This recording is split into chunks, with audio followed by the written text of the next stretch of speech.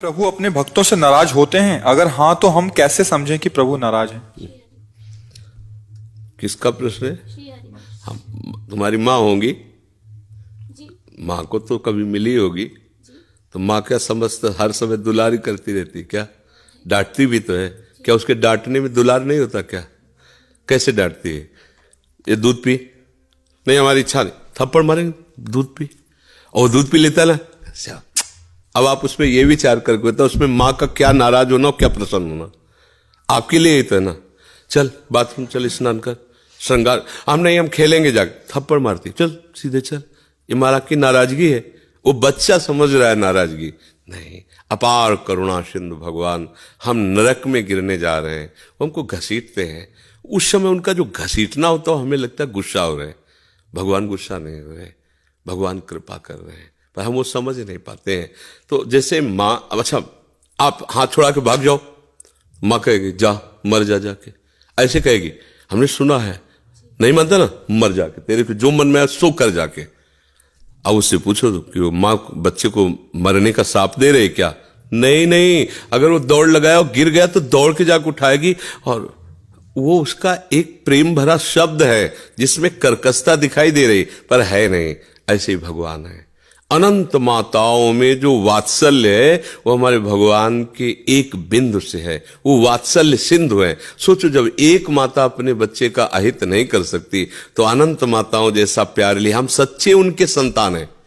क्योंकि ये शरीर मायाकृत पांच भौतिक है जो माँ के गर्भ से रच कर आया है, लेकिन जो मैं हूं वो केवल भगवान का अंश हूं, माया रचित मैं नहीं हूं।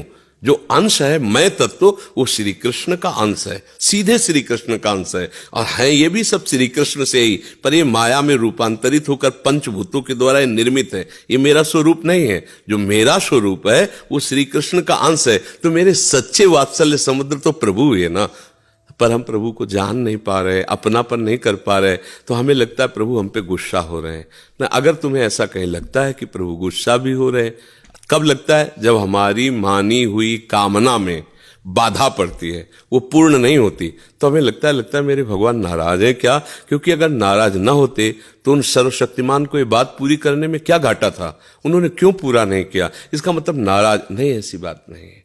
जैसे हम चाह रहे हैं कि हमें 100 रुपया मिल जाए, तो आज जाकर के मैं ऐसा ऐसा मनमानी करूं, माँ कहे 25 पैसे भी नहीं देंगे, नहीं देंगे, जा।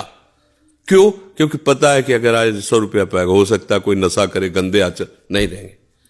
और वही माँ जब देख लेगी कि हाँ आप सही ढंग से खर्चा कर देते हो, तो अपनी कमाई हुई पूरे जीवन की संपत्ति आपको दे देगी। ऐसे ही हमारे भगवान है। हमारे तो सब बच्चे ही ना, उपद्रवी बच्चे हैं, तो उतना दे देते हैं जितने खेल में हमारा नुकसान ना हो। जब हम मनमानी आचरण करने के लिए तैयार होते हैं और उनके शरणागत होते हैं, तो वो घेर देते हैं, हर वो बात नष्ट कर देते हैं जिससे हमारा अमंगल होगा। क्योंकि भगवान का एक नाम है मंगल भवन अमंगल है, और हम मान रहे हैं कि उसमें मंगल है, और भगवान देख रहे हैं कि इसमें अमंगल है, उसको काट देते हैं, पर हम समझ नहीं पाते हैं। एक दो मित्र थे, कई बार सत्संग में सुनाया है, वो दोनों मित्र कुछ दिनों के बाद आचरणों में दोनों के परिवर्तन हो गया। एक गंदे लोगों की संगत में शराब पीना, जुआ खेलना, वैश्यागमन करना, इधर चल पड़ा, और एक गंगा स्नान करना, नाम जप करना, भागवत सुनना, संतों का समागम करना। काफी लंबे समय तक दोनों का मिलान नहीं हुआ। एक दिन वो पास से निकल रहा था जो व्यभिचार मार्ग में चला गया, और वो आ रहे थे गंगा नहा के नाम जप करते हुए। तो खजूर होता है ना, खजूर का बड़ा कांटा होता है, गंगा नहाने वाले के खजूर का कांटा, वो एकदम चीख के बैठ, वो नजदीक गया, सूट बूट पहने बाबूजी की तरह, बोले क्या मिला तेरे को? गंगा नहा रहा है, नाम जप कर रहा है, धर्म से चल रहा है, देख सैकड़ों फ्रेंड ने हमारे मौज मस्ती से जीवन कट रहा है, देख मेरे को ऐसे। थोड़ी देर के लिए उसको लगा कि यार बातों से ही बचपन से गंगा नहा रहा हूँ, नाम जप कर रहा हूँ, सही ढंग से खाने को भी नहीं, देखो नंगे पैर गंगा नहाने गया था तो खजूर का कांटा ला, वो बूट पहने घूम रहा है। वो गया, उसको उपहासास्पद वचन कहकर, और अंदर से कि क्या भगवान मैं गलत हूं, मेरा मार्ग गलत है। उतनी देर में एक वयोवृद्ध के रूप में प्रभु आए, लाओ लाओ मैं कांटा निकाल देता हूं। बोले कांटा तो तुम ना निकालोगे तो हम ही निकाल लेंगे, पर हृदय में जो कांटा लग गया है अभी उसके वचनों से, उसका संशय। बोले क्या? बोले वो मित्र हमारा, हम दोनों मित्र थे, हम सतमार्ग में आए, वो कुमार्ग में आए, उसका महल खड़ा है, सूट बूट से टहलता है, कभी उसको जुकाम भी नहीं हुआ, नंगे पैर चलता हूँ, खाने को भी नहीं, देखो अभी कांटा खजूर का लगा हुआ, गंगा नहा के आ रहा हूँ, कोई पाप कर्म नहीं, ये सब क्या है?